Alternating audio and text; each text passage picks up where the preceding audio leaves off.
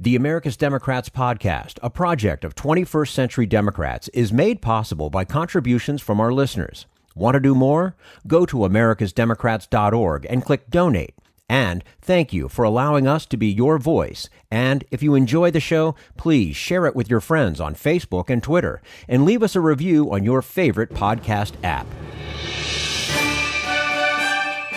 This is the America's Democrats podcast, the weekly podcast for stand-up Democrats. I'm your host, Jim Cuddy. This week, the dangerous effect of Trump's toxic language and how to fight back, why trade wars are a threat to the global economy and international peace, and what we can do about it. Plus, Bill Press talks with Paul Begala on his new book, You're Fired, the perfect guide to beating Donald Trump. Had enough of Fox News, the House Freedom Caucus, and Donald Trump? If you want the facts that you won't get from them or from the fake news sites of the alt-right, then stay tuned. Our sponsor, 21st Century Democrats, works hard to get everyday Democrats involved in returning our party to its roots and to success at the ballot box. Sit back and listen, then stand up and fight. And follow 21st Century Democrats on Facebook for all the latest progressive news. We're glad you can join us. Author Helio Garcia's newest book focuses on the language President Trump uses that conditions his audience to accept, condone, and even commit violence. He says it's up to all of us to name it for what it is and hold him accountable for the consequences.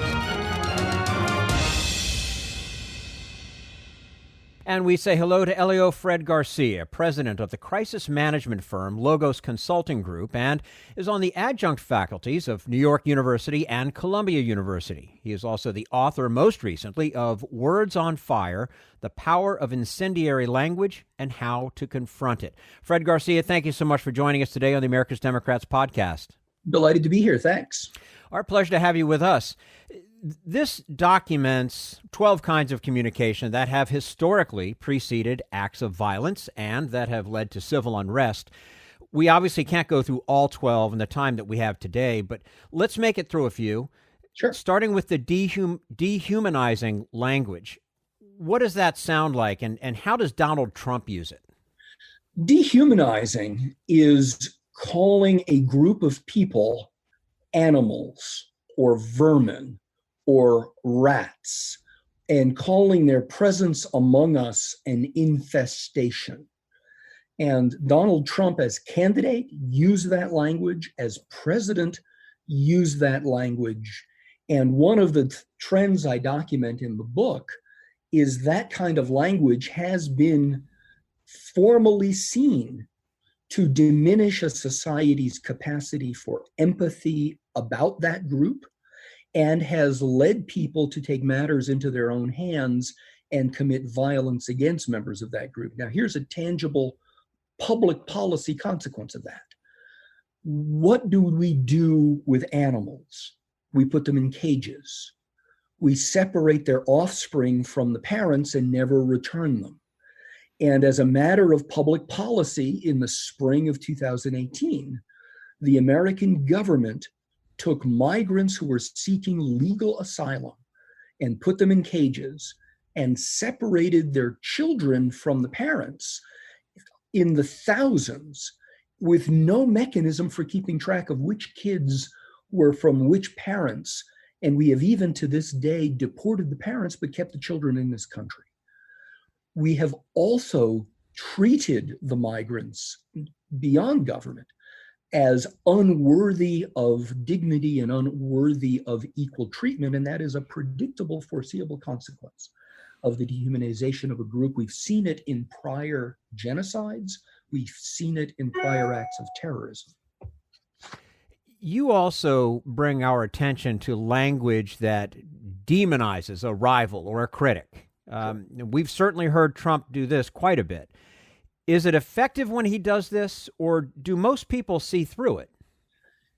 It is effective in rallying his base and giving them a reason to pay attention to him.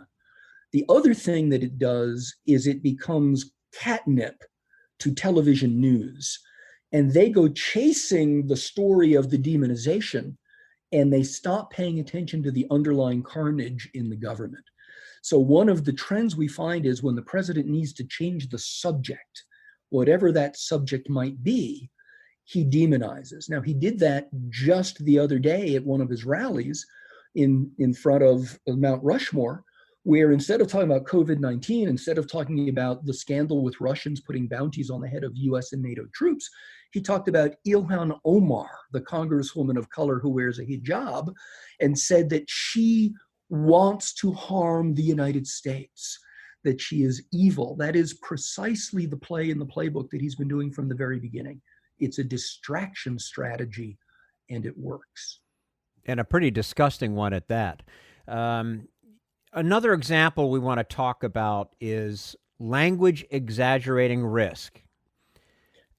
I mean, how have you heard Trump use this? I think we could probably all come up with some examples, but how could this language or this kind of language lead to violence? Well, here's a tangible example of that. In the run-up to the midterm elections, Trump said the midterm campaign would be about the caravan. The caravan was his name for very poor people walking through Central America, thousands of miles, trying to get legal asylum in the United States. He said they were invaders, that they were evil, that they were animals, that they were dangerous. He needed to mobilize the military. In early October, he was using some form of invader or invasion or animals or evil 5 to 10 times in every rally. By mid-October, it was 35 to 40 times in every rally. And the rally language was then amplified through social media, white nationalist social media, white supremacist and neo-Nazi social media, to the point that invasion funded by Jewish cabals, including George Soros, became the story. And Facebook accounts that reached hundreds of millions of people connected Soros and invader.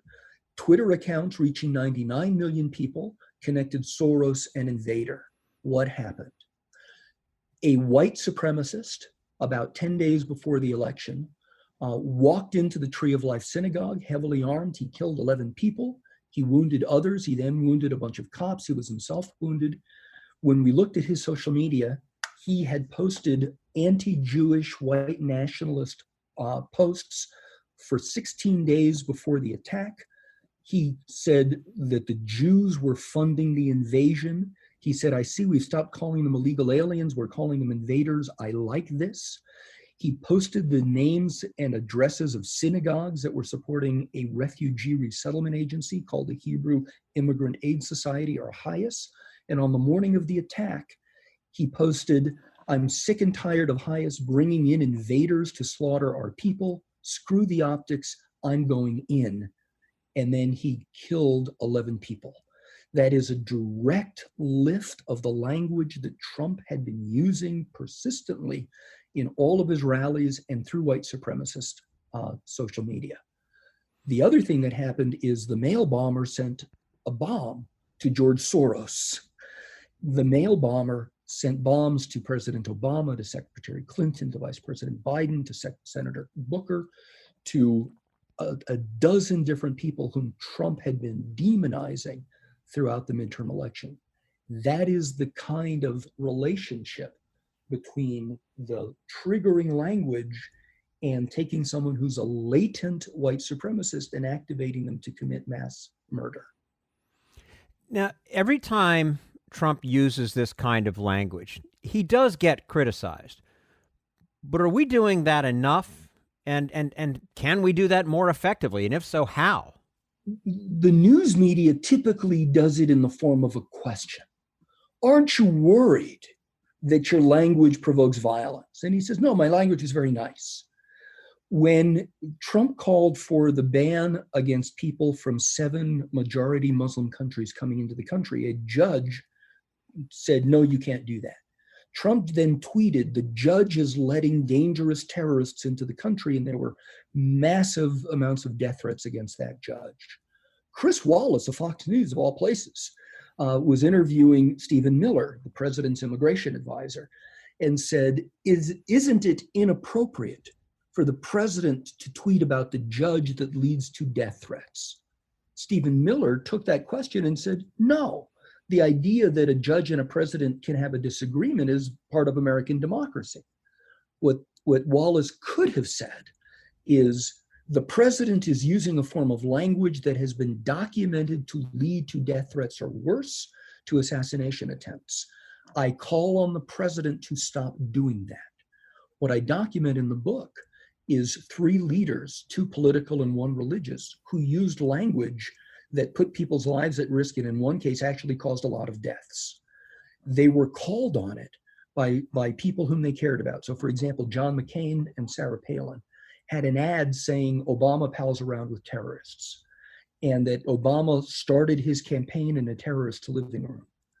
John Lewis, a hero of Senator McCain, put out a public statement to Senator McCain saying, Senator, you are using language that is consistent with George Wallace. You are putting Senator Obama's life at risk. I call on you to stop immediately, and I will hold you accountable for the consequence of that language. Colin Powell, the former Secretary of State, went on Meet the Press and said, I promise to remain neutral in this campaign. I can't anymore because Senator McCain's rhetoric is putting Senator Obama's life at risk, and I call on the senator to stop. That's the kind of language we need. We saw a good model of that with James Mattis just last month when he went on the Atlantic and broke his silence. And he said, the president's calling for the active duty mobilization of the military, and Secretary Esper saying the military has to dominate the battle space of American cities is completely inappropriate. The president needs to stop that. The Secretary of Defense needs to stop that.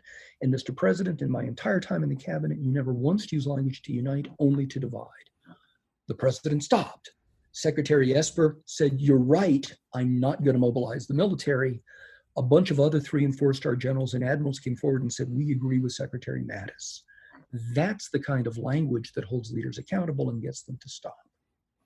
We just need to see more of it. Up on Capitol Hill, there's not a peep coming from the right side of the aisle. And not even an able response from a lot of people on the left. So what I call for on the book is for civic leaders, engaged citizens, clergy, public officials, university presidents, people with a megaphone such as yourself, to use that kind of accountability language to name the pattern, name the foreseeable consequence, and make it clear that we will hold the leader accountable for that kind of language and for the consequence of that language. Exactly what Congressman Lewis did, exactly what Secretary Powell did, exactly what General Mattis did. That's the model for people like us. We're speaking with Helio Fred Garcia, president of the crisis management firm Logos Consulting Group, author most recently of Words on Fire, The Power of Incendiary Language and How to Confront It. Fred, how important is it that those inside Trump's own political circles call him out on this language? And are you surprised that they're not doing it more often? I'm not surprised that people in Trump's orbit are not doing it more often. One reason is because Trump just doesn't listen to advisors. But the other is those in his party have an agenda, and that is judges. They've just got their 200th judge. It is tax cuts, and they've made essentially a Faustian bargain. And that is they allow the president to get away with stuff that is unprecedented in American politics because of the political benefit they get. I think that the story about Russians putting bounties on American troops and the president's complete inability to say, if that's true, that is unacceptable, and I will do what I can to prevent it. He hasn't said anything like that. I think that's going to begin to peel away. We've already seen Republican senators say they're not going to the Republican National Convention. I think that's the early indication that they are peeling away from the president. The Senate is at risk. The Republicans who are up for re-election are having a very difficult time. And I think between now and November, we're going to see a lot more public support for Trump from Republican leaders begin to peel away. Mm-hmm. Do you think that Donald Trump and the language he uses is, at least in part, a factor of our current political and media environment? Or is there a reason it's happening now? Yeah. I have 2 chapters in the book where I call attention to that very thing. One is on the television news business migrating from primarily a public service mentality to a spectacle and entertainment mentality. That's happened as television networks were bought by big corporations and had to compete for budget. And I document journalists who say, back in the day, we didn't ever talk about ratings. We never cared about ratings. We didn't have to make a profit. But increasingly, television news is just another part of the spectrum of entertainment, and they have to make a profit. That coincides with hyper-partisan divide on Capitol Hill and in the executive branch, where compromise is seen as weakness. It started with Newt Gingrich in the 1990s, but it continues through Mitch McConnell. His complete inability to agree with anything President Obama said, and his suspending even a hearing for a Supreme Court nomination for nearly a year is an indication of that hyperpartisanship. The third trend is a decline in critical thinking skills among the electorate. And that decline in critical thinking skills was actually foreshadowed by George Orwell in Politics and the English Language, where insincere political speech leads to a decline in critical thinking, which allows more insincere political speech, which leads to a further decline in critical thinking. I describe these three trends as a braid. They've actually come together over the last few decades. And the chapter in the book is called Trump is Not a Cause, but a Consequence, that he is the foreseeable consequence of these three trends happening together.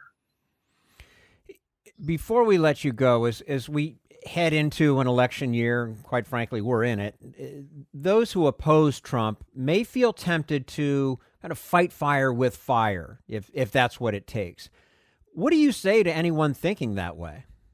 I say we can prevent Trump's reelection without resorting to the demonization and the dehumanization.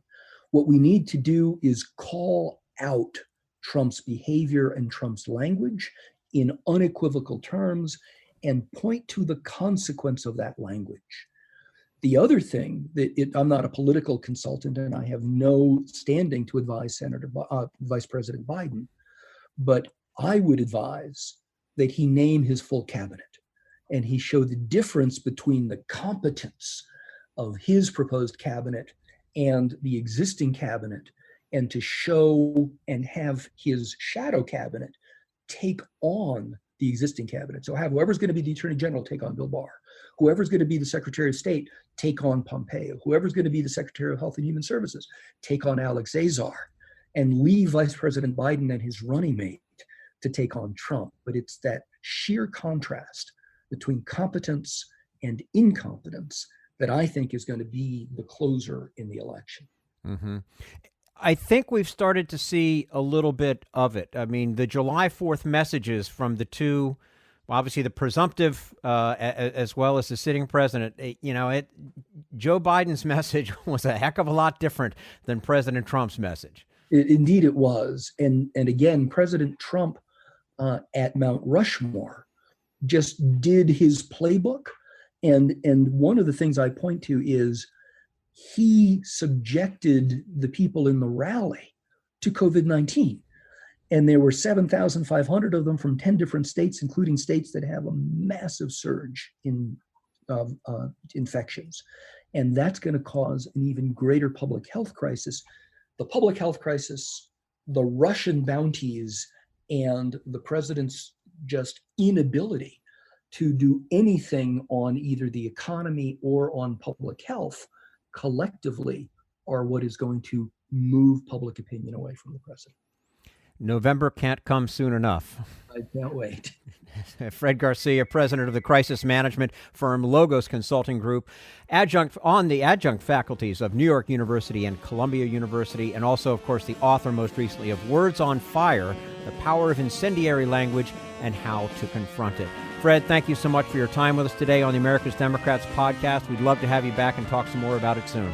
Anytime. Thanks for having me. Thank you. And this is the America's Democrats podcast, the weekly podcast for stand-up Democrats.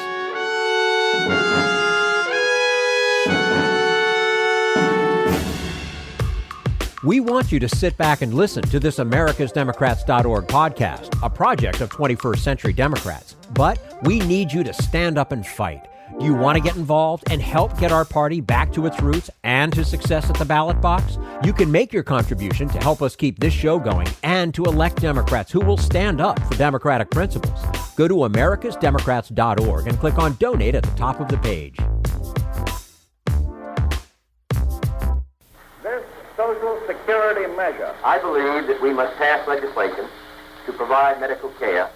This is our tradition. When our grandparents came to America, it was the Democratic Party which said, welcome. It was the Democratic Party, the party of Roosevelt and Truman and Kennedy and others, who said that America belonged to all its people, not just a handful of the rich or a few giant corporations. That's why great leaders like FDR fought so hard for Social Security, and why JFK stood up to the insurance companies and their Republican allies to get Medicare. It's not just one thing, or one time, in one place. It's about a whole history of standing up to the Republicans and saying someone has to be on the side of regular working people in America, whether it's defending Social Security or just the way your loved ones are treated on the job. That's what the Democratic Party is all about. And that's why this message has been brought to you by the Democratic Party. Working people like you and me. Paid for by 21st Century Democrats. Not authorized by any candidate or candidates committee.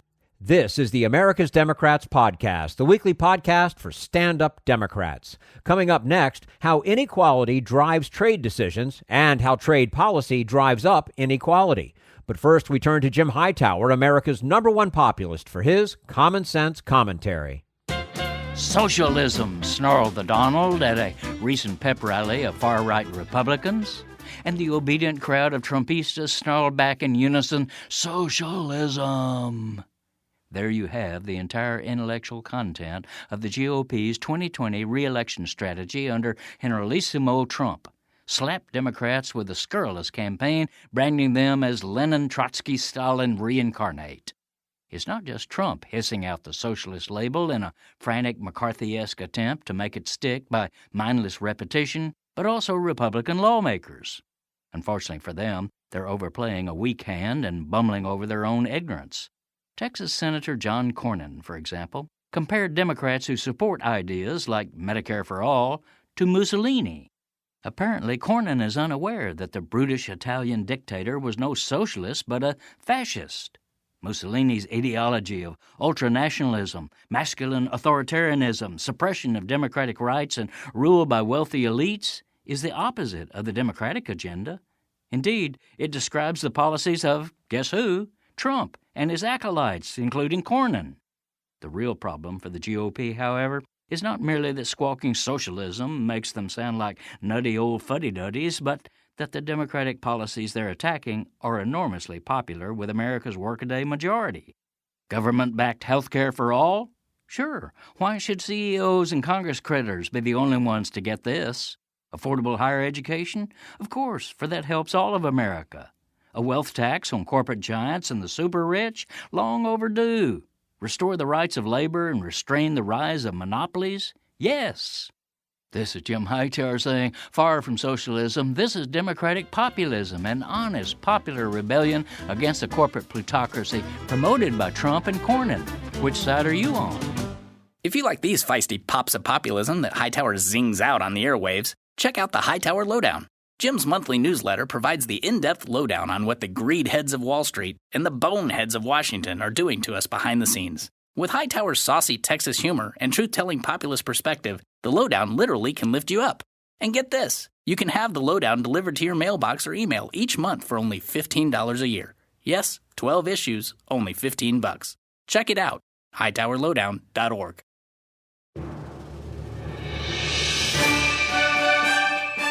This is the America's Democrats podcast, the weekly podcast for stand-up Democrats. Matthew Klein's newest book offers a provocative look at how today's trade conflicts are caused by governments promoting the interest of elites at the expense of workers. He says it's up to the United States to fix a broken trade system. And we say hello to Matthew Klein, economics commentator at Barron's and co-author with Michael Pettis of the new book, Trade Wars Are Class Wars, How Rising Inequality Distorts the Global Economy and Threatens International Peace. Matt Klein, thank you so much for joining us today on the America's Democrats podcast. Thank you very much for having me. Our pleasure to have you with us. I should start by saying congratulations on the new book. It's getting excellent reviews. The thesis, yeah, well, you're welcome. The thesis of your book is that rising inequality within countries heightens trade conflicts between countries.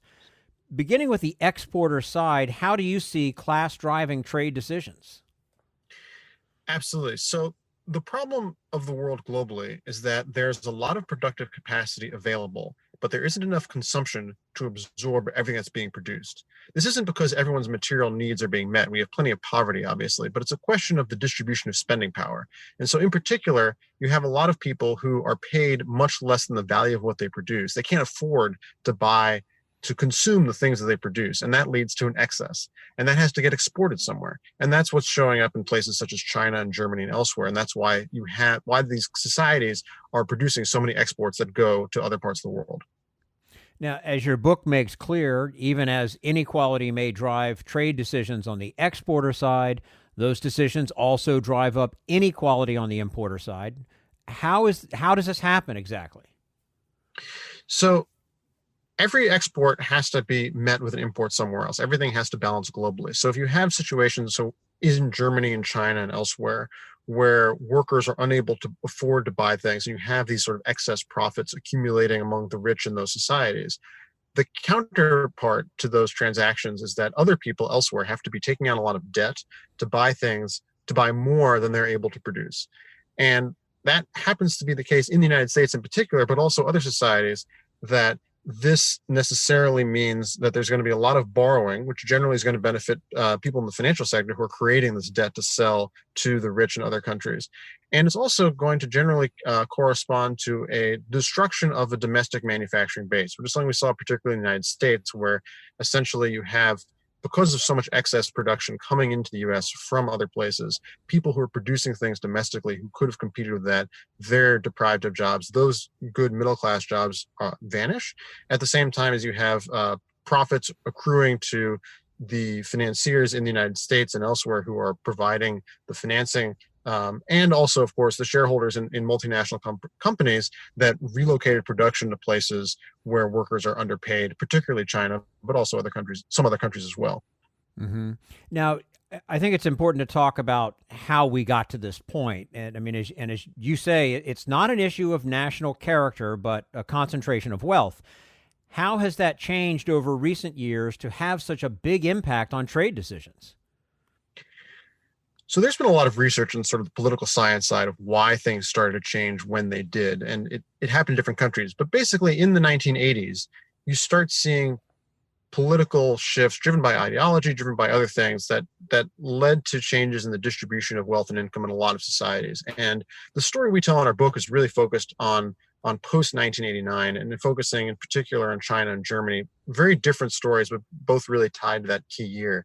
In China, what happened was that after the pro-democracy movement was violently crushed in 1989, the government was trying to figure out a way to, on the one hand, sustain rapid income growth to maintain its sort of political legitimacy, but doing so in a way that didn't threaten their overall control of the economic system. And essentially what they did was they found a development model that had been used in varying degrees in many cases in other countries, including Japan before most obviously, but others as well. And that led to a systematic biasing of against consumption. And essentially it was basically trying to take as much income as possible from Chinese workers and channeling it into businesses and government and local governments, and that helped on the one hand China industrialize and was useful sort of in the early 90s, but that development model went far outlived its usefulness and has persisted in a way that's really just distorted the Chinese economy and led to a lot of gluts of excess production and at the same time underconsumption in China. Germany is a different story. We talk about this in the book, but essentially again it's sort of a reaction to the failures of reunification, successes and failures of reunification and the end of communism. And you can sort of trace it to specific political decisions there and how that, they could have made different choices, but it redounded in a way to increase domestic inequality. Now, in the introduction of the book, you call this perspective an optimistic one. How is it optimistic? So I think it's optimistic in the sense that, if we were wrong, then trade conflicts are in fact based on countries would in fact have to fight each other over, a limited amount of resources and wealth. I guess one way of putting this is, global prosperity is not a scarce resource. Everyone in the world can do well. There aren't the kind of constraints that people have. I mean, I guess there's environmental limits and so forth. But basically, it's not as if the wealth of the United States is inherently in opposition to the wealth of people in China. We can all do well together. That's the optimistic perspective. The alternative perspective is that actually only one can do well at the other's expense. So we think actually that we can all be better off globally, and that is really sort of the peaceful, happy way to resolve these trade conflicts. And that's certainly optimistic, for sure. We're speaking with Matthew Klein, economics commentator at Barron's, co-author with Michael Pettis of Trade Wars Are Class Wars, How Rising Inequality Distorts the Global Economy and Threatens International Peace. As the title of the book suggests, Matt, if we continue to see other nations as our trading enemies, international peace is at stake. What is the worst-case scenario here? It's a challenging question. If we go back historically, the thing that we were worried about, and we explicitly say this is a potential concern, is a kind of breakdown of the international system, the kind of thing that we saw in the 1930s, for example. And does it necessarily lead to an actual military conflict? I don't know. There are obviously a lot of forces at play that determine those kinds of things. But if you undermine the goodwill that exists between a lot of people, in general, where we're a global system, whether we want to participate in that way or not, I mean, all countries are connected. That's sort of an underlying point of our book. Changes in one society affect others. If people are becoming increasingly convinced that their material deprivation is the cause of people in other countries, and that the only way they can do better off, the only way they can become better off is to take from people in other countries, then obviously that's going to lead to a lot of hostility and be very difficult to maintain peace, I think. Mm-hmm. Now, you suggest that the United States has to lead the way in fixing a broken trade system. What kind of leadership do we need to provide? So one of the big problems with the way the trading system is currently structured is that everyone in the world has many people in the world have a strong incentive to park their excess savings in the United States. The U.S. financial system, for a variety of reasons, is very accommodating to foreign savers. Some of that's because we have a relatively reliable legal system, and everyone can speak English for the most part in the rest of the world, so that it makes it accessible.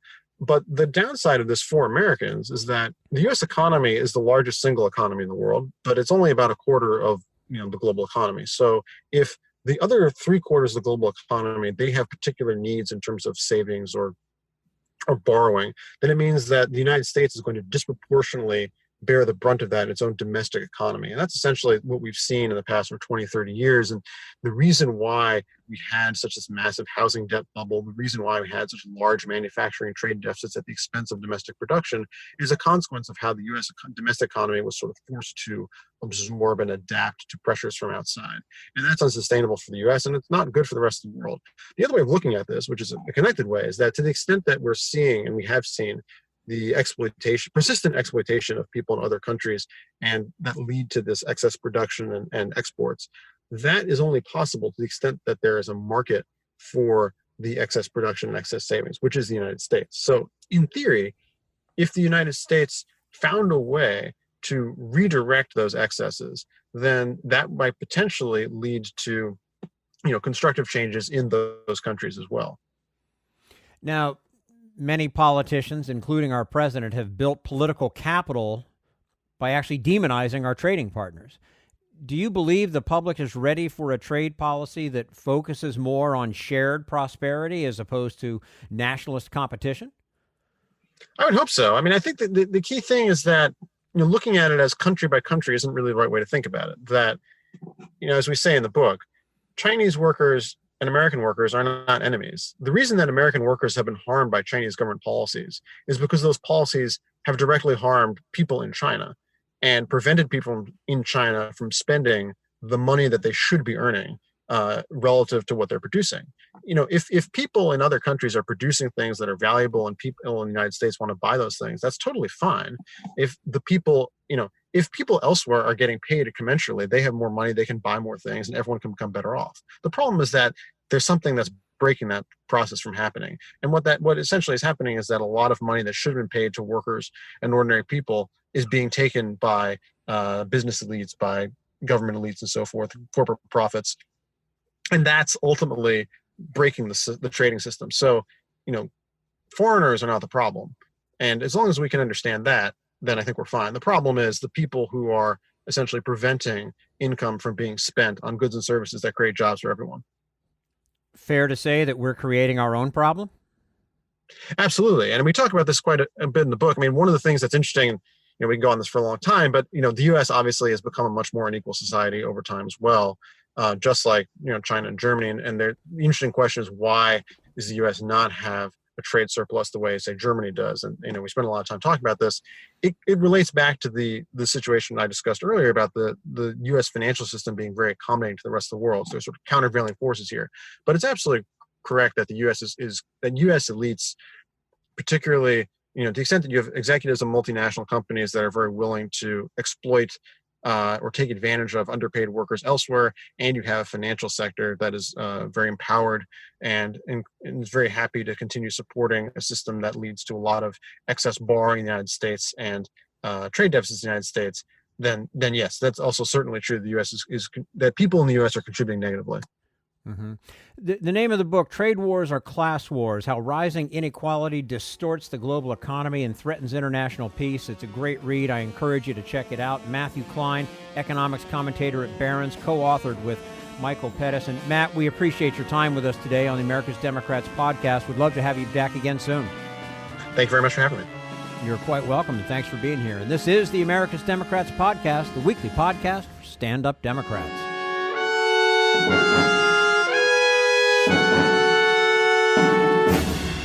We want you to sit back and listen, but we need you to stand up and fight. Help get our party back to its roots and to success at the ballot box. Make your contribution to keep the AmericasDemocrats.org podcast, a project of 21st Century Democrats, on the air, and help elect stand-up Democrats.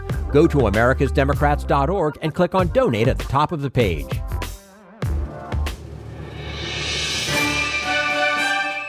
This is the America's Democrats podcast, the weekly podcast for stand-up Democrats. Paul Begala tells Bill Press what Democrats need to do to win the most important election he has seen in his lifetime. You and I have been in and out of a lot of campaigns, right? And we've taken on a lot of Republicans and some Democrats, but we've never been up against a guy like this. I mean, this almost gets beyond being Republican or Democrat with Donald Trump, doesn't it? Oh, absolutely. I mean, you and I are finding ourselves on the same side as William Kristol and George Conway and John Weaver. Weaver is a Texan and a Republican, used to beat my ass in campaigns in Texas all the time.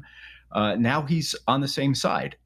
This is maybe a plus, right? One of the few benefits of the age of Trump is we're seeing the Democrats amass a coalition that ranges from 4-star generals to Black Lives Matter. And I love that. I'm a big tent Democrat like you. So I do appreciate Trump's ability to alienate so many Americans and drive them over to the Democratic side. And how do you evaluate the importance to the country of getting rid of Donald Trump? Yeah, it is the most important domestic issue of my adult lifetime. It is everything. It is literally life and death. When we have this coronavirus, it is literally about whether the Constitution will function, whether the first 3 words of the Constitution, we the people, have any meaning. It is literally about whether we will advance toward becoming a more perfect union and trying to heal the divides of race and gender and generation, sexual orientation, all the divisions that have always been there in America, but that he has made worse, not better. It's everything. And by the way, back before the COVID, I was able to travel. And when you go overseas, the entire free world is looking to America for leadership and wondering what the hell is going on. So it's everything. It really is. They always say it's the most important election of my lifetime. Well, no. This really is. Yeah, it really is. So you're fired. The perfect way to beat Donald Trump. How? What's your roadmap here? Well, the most important thing is to keep the focus on the voters, not Trump.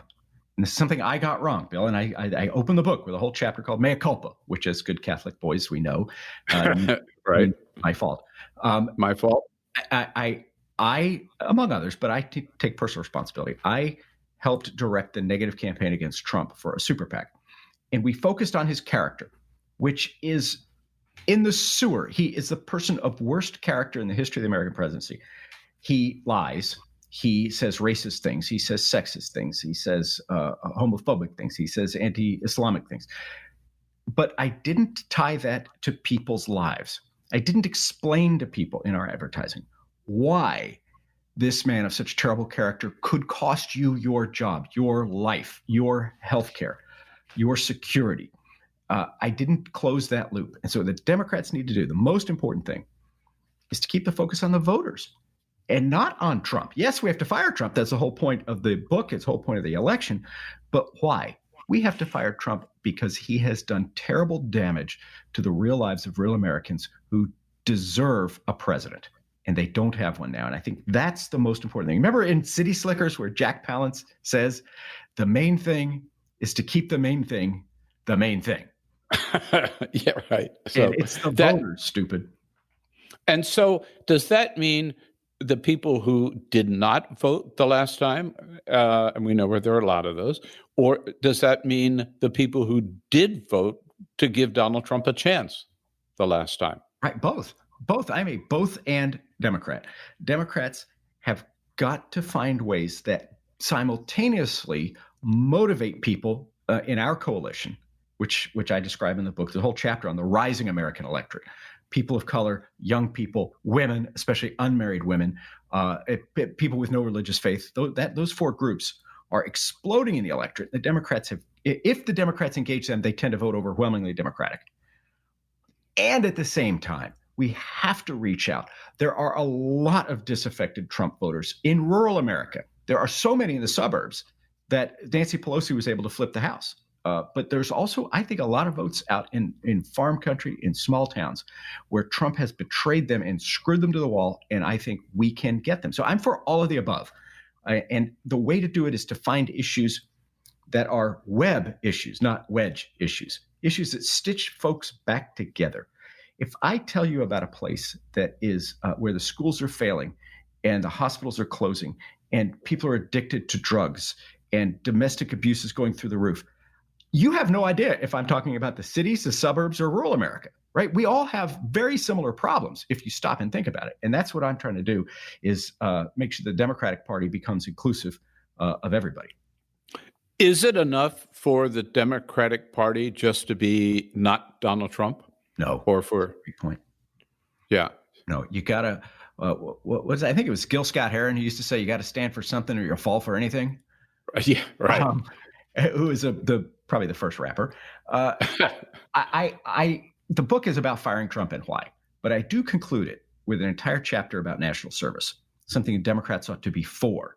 Of course, we're all against Trump, and I really want to make the case on the economy, on healthcare, on civil rights, on the courts, on national security, on climate. But what to be for? I am begging Joe Biden to run on an expansion of national service. President Kennedy started the Peace Corps. President Bush Sr. had the Points of Light.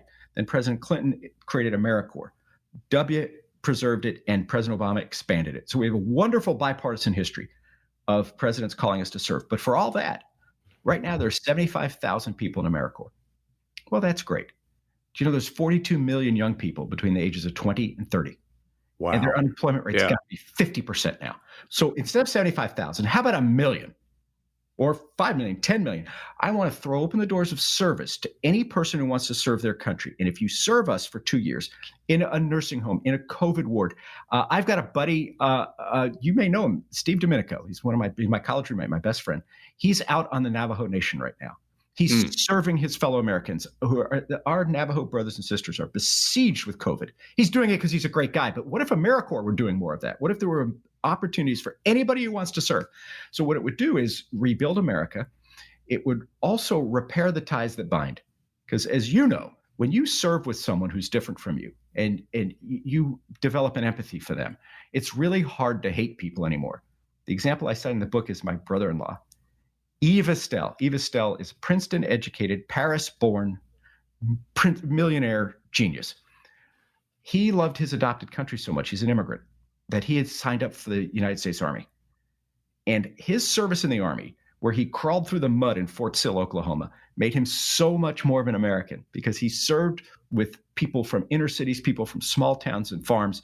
And it just became impossible for him to hate any other American because he got to know he served with them. So that's the thing I think most of all. We have to be for everything. But I think if we committed to service, it helps address climate. It helps address civil rights. It helps address criminal justice. It helps address everything if we're all serving each other. Yeah, it's a great tradition in this country. William James, generally given credit for starting it. I just wanted to give a plug for the California Conservation Corps. When I was working for Jerry Brown, that was Jerry's vision, and it's still going strong. And again, not enough young people in it, but a great opportunity and a great calling for public service. So back to the election. How are you feeling today? And what do you think of the polls today, most of which show Joe Biden up by double digits? Yeah, I'm not one that says, polls aren't accurate. They are, but they're not outcome determinative. We're still 100 days, more or less, from the election, and a lot is going to happen, by which I mean specifically, Russia is going to intervene. They already have, and they will again. We know that. We know that China has been asked by Trump to intervene, and they have enormous capacity to do so should they choose. He pressured Ukraine, that's why he got impeached, to intervene. God knows whether other malign actors, North Korea, Iran. Anyway, there's a lot of people who hate America's freedom and frankly might prefer Trump, who probably not so big on America either. So I'm worried about foreign intervention. I'm terribly worried about voter suppression. I go in chapter and verse in the book of how Brian Kemp, now the apparent governor of Georgia, ripped off Stacey Abrams, suppressed votes, disproportionately black voters, disenfranchising hundreds of thousands of Georgians. He was able to do that because the Chief Justice gutted the Voting Rights Act. The act that John Lewis, God rest his soul, shed blood for, John Roberts completely disemboweled. So I'm worried about a lot of things still. A lot. I think Biden is exactly the guy we need. I was neutral in the primaries. I really was. I was trying to be an honest analyst. But I think the Democrats chose him because he had that capacity to unite and to heal. It's, Joe's life has been so filled with tragedy, and yet it's made him so open-hearted and so big-hearted and so able to be empathetic. Trump's life has been unending privilege, and interestingly, it's made him very hard-hearted. So I think actually that contrast of character is just a wonderful way to try to unite a lot of people. But we're going to need an overwhelming victory to counter all of the, I think, illegality that we're going to see, both domestic voter suppression and foreign intervention. Is there a risk that Democrats could get a little cocky about the polls at this point? Maybe as they were in 2016. We got it in the bag, right? I think they were in 2016. I think a lot of people were. I have to say, the last month of 2016 was the only election in my lifetime where I lost sleep. Not that I thought Hillary was going to win. I was sure of it. But I did believe, knowing all the research I'd had on Trump, that God forbid he got in there, it would be catastrophic. And it has been. So I think the daily, God help us, the daily death count reminds us from COVID of how high the stakes are and why complacency or overconfidence is not possible. It's just not. And as I don't sense that as much with Democrats today. I think if you do look at 2016, a lot of the mistakes that were made because everybody thought Hillary had it in the bag. And so perhaps they were free to cast a protest vote for a third or fourth party candidate, or perhaps they were free to stay home, or perhaps they were free, like Jim Comey, to throw the bloody election at Trump. And I'm still angry with Comey for that. Aren't we all? I hope. Yeah. Right. Yeah. I don't consider him a hero at all based on what he did. October 28, wasn't it, or whatever? Yeah. You mentioned some of the things that could happen to skew this election. Donald Trump says it's the mail-in ballots by mail that are going to do it. That's going to create the most fraudulent election ever in history.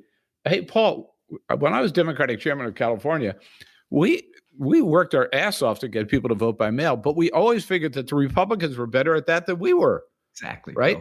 Yeah, right. Those of us who've done this for a living know that Republicans usually win the mail-in ballots because they're disproportionately older and conservative. Yeah. So, interesting thing that's happening. First off, your listeners already know this, I'm sure, but Trump votes by mail. Yes. Many of his senior aides vote by mail. So when he says he's fraudulent, he's indicting himself.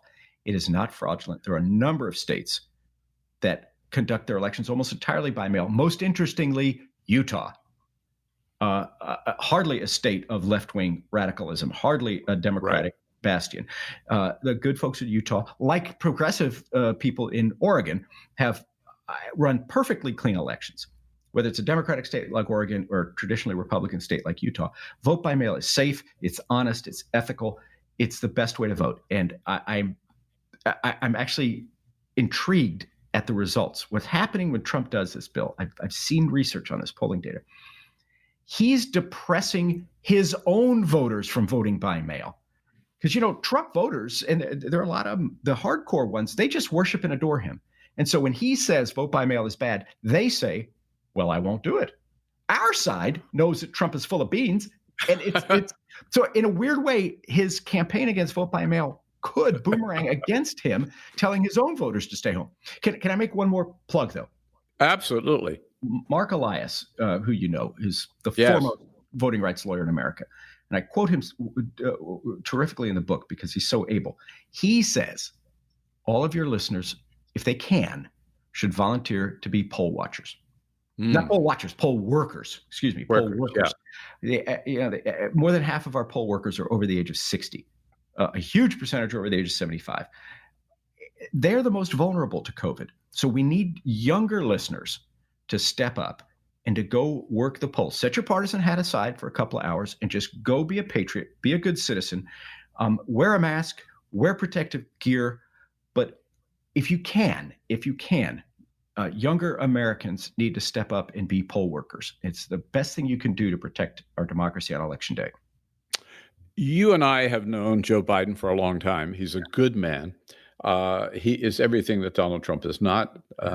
We could go down the list. How do you think his campaign is doing right now? Great. I'm not an advisor. I'm a friend. He's following Napoleon's maxim: never interrupt your opponent when he's destroying himself. Right. So he's not doing that. But rule number one. It's rule number one. But he's also done a good job of raising issues that matter to the American middle class. Not just, Trump's a pig, which he is. He had a wonderful major address on the economy where he laid out a powerful progressive vision of what the economy should be doing. Build back better, not just go status quo ante. Build back better than it was in the Obama days even.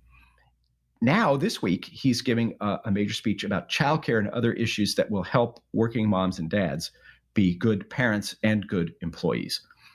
These kinds of real-life issues, they matter a whole lot more than Trump's latest Twitter war with Rosie O'Donnell.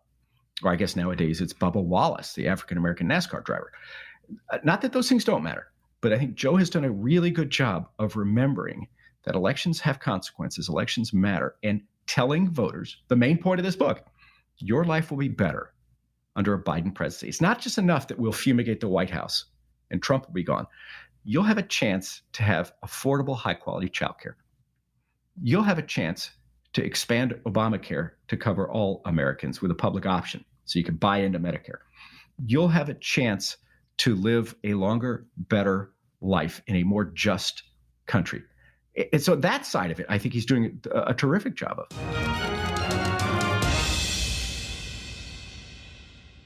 Bill Press with Paul Begala, author of You're Fired, The Perfect Guide to Beating Donald Trump. If you'd like to hear the entire interview, visit BillPressPods.com. That's all for the America's Democrats podcast. Thank you to all who made today's show possible. Helio Fred Garcia, Matthew C. Klein, and the entire Bill Press team. And thank you for listening. If you liked what you heard, please get involved in our efforts to keep this show going and to elect Democrats who are bringing the party back to its roots. Go to americasdemocrats.org and click on Donate at the top of the page. And be sure to find 21st Century Democrats on Facebook and Twitter. and leave us a review on your favorite podcast app. For the America's Democrats podcast, I'm your host, Jim Cuddy. We want you to sit back and listen, but we need you to stand up and fight. Join us. Support the americasdemocrats.org podcast, a project of 21st Century Democrats, and help elect Democrats who will stand up for democratic principles with your contribution today.